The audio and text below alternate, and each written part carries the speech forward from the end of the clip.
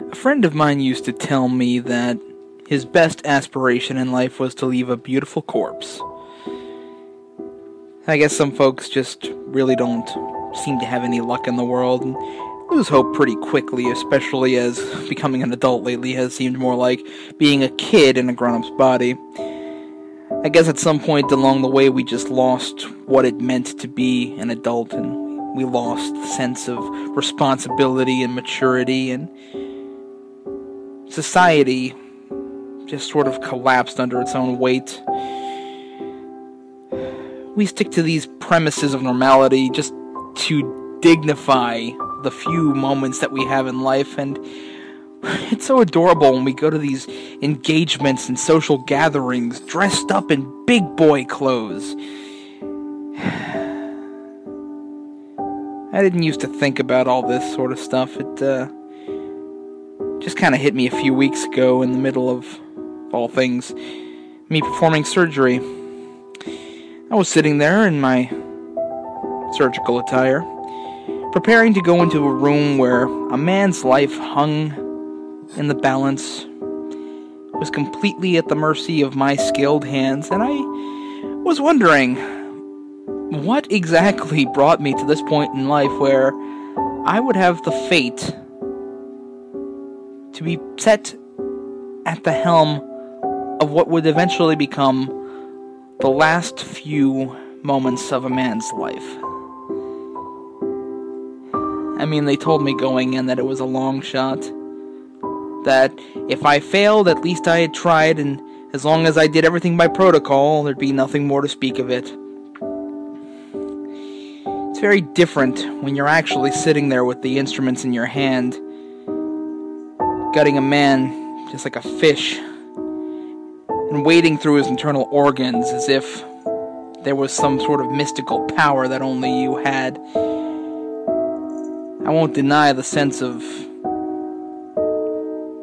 almost godliness that overcame me when I was witnessing the man's splayed out body before me and realizing that I was the only person within about 100 miles with the skills to perform what needed to be done to save his life.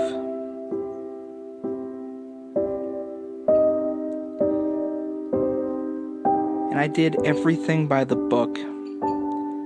Everything exactly according to protocol.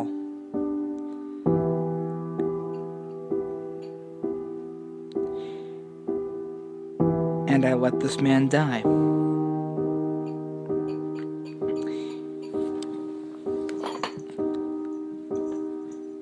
Are you at all aware of the sensation that runs through your body the moment you know that you have failed and a man is dead? Do you have any idea the simultaneous sensations of both dread and yet at the same time relief? Not relief because I had any ill wishes towards this man, not relief because I was a sadistic killer who wanted this man dead. No, relief because the decision was now out of my hands. I no longer had to decide whether or not my skills were sufficient. I no longer had to prove myself capable of saving this man. The deed was done. I had my answer and was no longer on a stage. As that damn flatline monitor just echoed through my fucking head, all I could think to myself is, thank God, I'm finally free.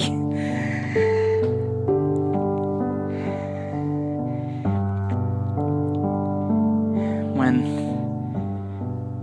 I saw the man's eyes open for just one brief moment, just a natural reaction of the body in its last moments. At least that's the textbook answer. When I saw that man's eyes look into me, telling me that I had failed, I felt just like a 5-year-old kid in a grown-up's body playing doctor. And as I felt the dead man's eyes judging me, I could only help but think one thing. You know what? I'm alive and you're dead.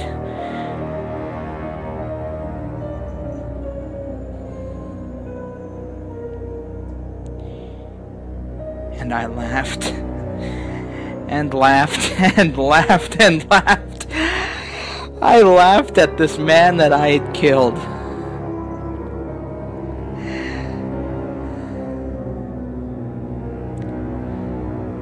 And it wasn't until the following night, when I was safely tucked away in my bed, that I heard the man laugh back.